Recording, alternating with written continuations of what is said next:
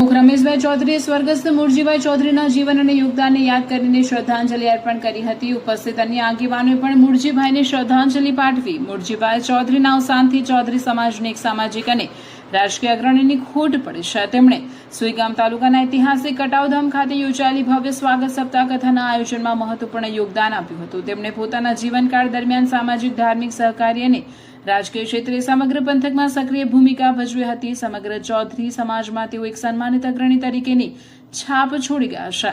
અહેવાલ વિપુલભાઈ ચૌધરી, રાધનપુર।